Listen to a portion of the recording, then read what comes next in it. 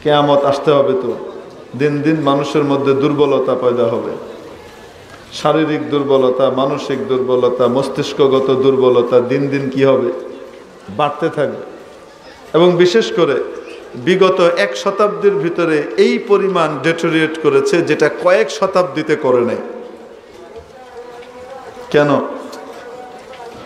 বিগত 1 শতাব্দীর ভিতরে এই 30, 40, 50 বছরের ভিতরে ফরমালিন, বিজ্ঞানের উন্নতির অপব্যবহার যেটাকে বলে, ফরমালিন, তারপরে বিভিন্ন রকমের কীটপতঙ্গ মারার বিষ, তারপরে কার্বাইড, তারপরে এটা সেটা থেকে শুরু করে বিভিন্ন রাসায়নিক দ্রব্য খাবার দাবারের ভিতরে ছিটানো শুরু হয়েছে। বিভিন্ন বিষ দেওয়া শুরু হয়েছে। বিষগুলাতে শুধু পোকাই মরে, আরো কিছু মরে না? হয় না কেন? শুধু পোকাই মরে না, আরো কিছু মরে, আরো কিছু মরে। আপনি যদি ধান ক্ষেত করার সময় চিনি গুলানো পানি দেন, ধান করার জন্য কি দেন? চিনি গুলানো পানি দেন, তাহলে বলেন তো দেখি, ধান যেভাবে স্বাভাবিক হওয়ার ওইরকম হবে? আপনি ধান ক্ষেত করার সময় যদি লবণ পানি দেন, ফসল হবে না নষ্ট হবে? লবণ পানির ক্ষতি আপনি দেখতে পান, বুঝতে পারেন। চিনি পানি দিলে যে এটার সমস্যা হবে এটাও বুঝতে পারেন, কিন্তু এটার ভিতরও বিষাক্ত যে সার দেওয়া হচ্ছে, এটা দেওয়া হচ্ছে, সেটা দেওয়া হচ্ছে, বাড়তির জন্য, প্রবৃদ্ধির জন্য, এটা ওইটার জন্য, এগুলার দ্বারা যে ওই খাবারটা যে পয়দা হচ্ছে, যে গাছ থেকে ধানটা শক্তি নিচ্ছে, সেই গাছটা শক্তি নিচ্ছে শিকড় থেকে, সেই শিকড়ের আশপাশে যে পানিগুলো, সেই পানিগুলোর ভিতরে দূষিত হওয়ার কারণে এই জিনিসের ভিতরে যে বিভিন্ন রকমের জীবাণু এবং বিভিন্ন জার্ম ঢুকে যাচ্ছে, ক্ষতিকর বিষয় ঢুকতেছে, এটা কি আগে ছিল না ইদানিং পয়দা হয়েছে? এজন্য আমাদের মুরব্বীরা দেখেন, ওনাদেরকে যদি ছেড়ে দেন না, 70-80 বছর বয়স হবে, আমার দুই পাশের মুরব্বী হাইটা এখান থেকে কুরকুর কুরকুর করে 1-1.5 মাইল 2 মাইল হেঁটে যাবো গা। আর আমি আপনি জোয়ান মানুষ, আমি আপনি 1 কিলোমিটার 2 কিলোমিটার হাঁটার পরে বলবো এমন এক এলাকায় এলাম, বাস নাই, রিক্সা নাই, কিছু না, ঠ্যাং বিষ করতেছে, হয় না কেন? অথচ ওনাদের বয়স এখন কই চলে গেছে, তখনও ওনাদের ওই পরিমাণ শক্তি বহাল আছে। কিছু কিছু ক্ষেত্রে, যে সমস্ত ক্ষেত্রে আমাদের যৌবনেও সেই শক্তিগুলা থাকছে না। তাহলে ওনারা আমাদের বয়সে আমাদের চেয়েও কি কম শক্তিশালী ছিলেন না অনেক বেশি ছিলেন? আজকেও কি তেমনই আছেন, না বার্ধক্য হাজার রকমের সমস্যা তৈরি করে দিয়েছে? এক লোক নাকি এক ডাক্তারের কাছে গেছে, যাওয়ার পরে বলতেছে আমার পেট ব্যথা করে। তো দেখবেন ডাক্তাররা যাওয়ার পরে যে প্রথম যে কাজটা করেন সেটা হলো নাম কি, নাম লিখেন, বয়স কত, বয়স লিখেন, লেখেন কি লেখেন না? এবার হিস্ট্রি নেওয়া শুরু করেন, কি কি সমস্যা বলেন, বলেন আপনার কি সমস্যা।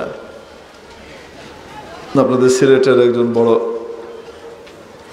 গ্যাস্ট্রোএন্টারোলজিস্ট আছেন, বাড়ি ওনার সিলেট, কিন্তু বাংলাদেশের মধ্যে না, এশিয়ার মধ্যে সেরা গ্যাস্ট্রোএন্টারোলজিস্ট, খুব দক্ষ মানুষ।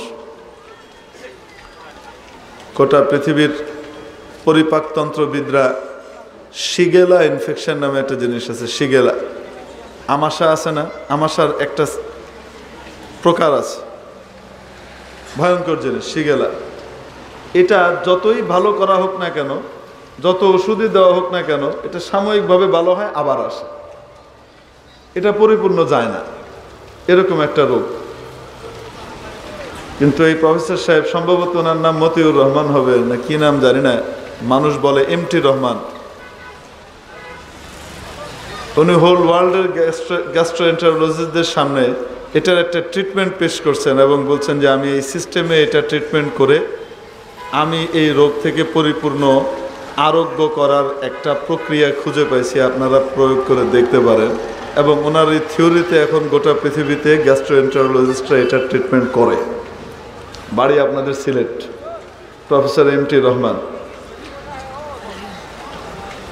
দীর্ঘদিন ইংল্যান্ড, আমেরিকা এই সমস্ত জায়গায় থাকতে থাকতে ওনার বাংলার ভেতরেও ইউরোপ আমেরিকার টান চলে আসছে। বলেন আপনার কি বেদনা, কি ব্যথা, কি কষ্ট বলেন। কিছুটা এভাবে কথা বলেন। আমি তো ওনার মতো হুবহু বলতে পারবো না। খুব ভালো মানুষ, নেককার মানুষ, আল্লাহওয়ালা। তো দেখবেন ওনার কাছে গিয়েছে যখন, তখন উনি নাম লিখেছেন, তারপরে কি বয়স, এরপরে কি সমস্যা বলেন, কেস হিস্ট্রি লেখে। তো কি আপনার সমস্যা? ডাক্তারের কাছে রোগী গিয়েছে, তো বলছে আমার ফেডো বিষ করে। হ্যাঁ, বয়স তো আর কম হইল না। আর কি সমস্যা? মাথার বেদনা করে। হ্যাঁ, বয়স তো আর কম হইল না। আর কি সমস্যা? কয় যে হাঁটুর ভিতরে খুব ব্যথা করে, উঠলে বসতে কষ্ট হয়, বসলে উঠতে কষ্ট হয়। হ্যাঁ, বয়স তো কম হলো না। তো রুগী বেচারা খেপে গেছে, কারে যাই কই হেডে, বয়স তো আর কম হলো না। তুমি কেমন ডাক্তার, সব কিছু কি বয়সের কারণে হইতেছে না? তো ডাক্তার বলতেছেন, এই যে আপনি আমার সামনে হঠাৎ রেগে গেলেন, এটা ওই বয়স কম না হওয়ার কারণে, বেশি হওয়ার কারণে। তো ফার্সিতে একটা কথা আছে, এক পিরি সাদ বিমারি, এক বার্ধক্য 100 রোগের সমতুল্য। কোন রোগ না থাকলেও এর ভিতরে বিভিন্ন রকমের দুর্বলতা থাকে, ঠিক কিনা? যৌবনে যা মনে করতো 1 ঘন্টা, 1.5 ঘন্টা, 2 ঘন্টার বক্তব্য একদম হুবহু মাথায় ধরে রাখতে পারতো, বয়স হওয়ার পরে এমন অবস্থা হয়েছে 20 মিনিট আগে খাওয়া খেয়ে শেষ করেছে, 20 মিনিট পরে মনে নাই খাইছে কিনা। আরে হয় কিনা? 20 মিনিট আগে মাত্র খাইছে, 20 মিনিট পরে মনে নাই খাইছে কিনা, বা মনে থাকলেও কি খাইছে এটা মনে নাই। ছেলে এসে জিজ্ঞেস করতেছে, আম্মা আম আনছিলাম বাসায়, আম খাইছেন? কয় না, 1 বছরে তো আম চোখে দেখছি না। এখন বেগম সাহেবা যায় খেবা, ফাজিল দজ্জাল মহিলা, একটু আগে আমি আমটা না খাওয়াই এরে খাওয়াইছি, আর হ্যাঁ কয় আম খাইছে না। আর পুতের সামনে আমার কি করলো, বেইজ্জত করলো, বলে কি বলে না? তো বেগম সাহেবা যে খেপে যেতেছে, মনে করতেছে বুড়ি মিথ্যা কথা বলতেছে। বুড়ি মিথ্যা কথা বলে নাই, বুড়ির মনে নাই।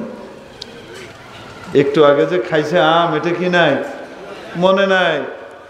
ও মা, তুমিও যখন ওই বয়সে পৌঁছাবা, তারা তো ফরমালিন না খাওয়া মানুষ, তুমি যখন ওই বয়সে পৌঁছাবা, তোমার স্মরণ শক্তি তাদের চেয়েও দুর্বল হয়ে যাওয়ার আশঙ্কা আছে, ঠিক কিনা?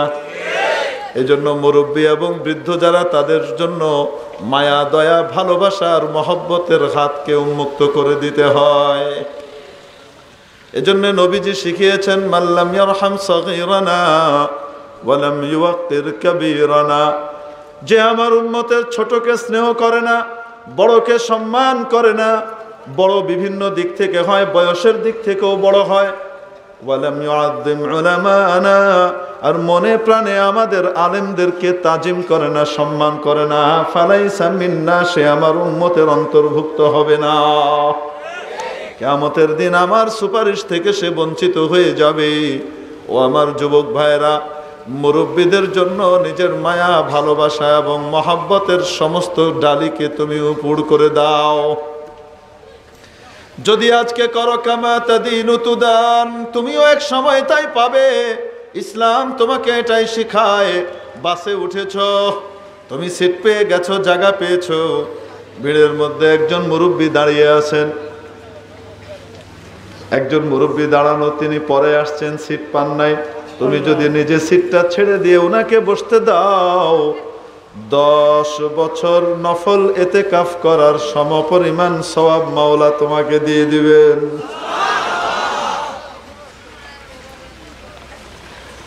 ও আমার প্রিয় ভাই, আজকে যদি তুমি খেদমত করো, একটা সময় আসবে যখন তুমিও খেদমত পাবে।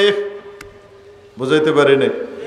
ইসলাম শিখায় মুরব্বীদের তাজিম করো, বয়সের দিক থেকে বড় তার সম্মান করো। যখন বয়স বেড়ে যায়, তখন শান্ত প্রকৃতির মানুষও খিটখিটে হয়ে যায়, মেজাজটা কি হয়ে যায়, খিটখিটে হয়ে যায়। তখন দেখবেন ছোট ছোট বাচ্চারা কেউ চিৎকার চেঁচামেচি করলে, একটু কথা বললে, সামান্য কথায় বিরক্ত হয়ে যায়। করে না। হ্যাঁ, অথচ এই লোকটাই যখন যুবক ছিল, যখন পৌঢ় ছিল, তার চারিদিকে কোলাহল না হইলে তার ভালো লাগতো না। চারিদিকে হইচই হবে, চিৎকার চেঁচামেচি হবে, তাইলে না মজা। কিন্তু যখন বয়স হয়ে যায় তখন হইচই চিৎকার চেঁচামেচি জানের দুশ্মনের মতো হয়ে যায়। বুঝাইতে পারি নাই, খিটখিটে হয়ে যায়। তো এক পিড়ি সব বিমারি, এক বার্ধক্য হাজার রোগের সমতুল্য।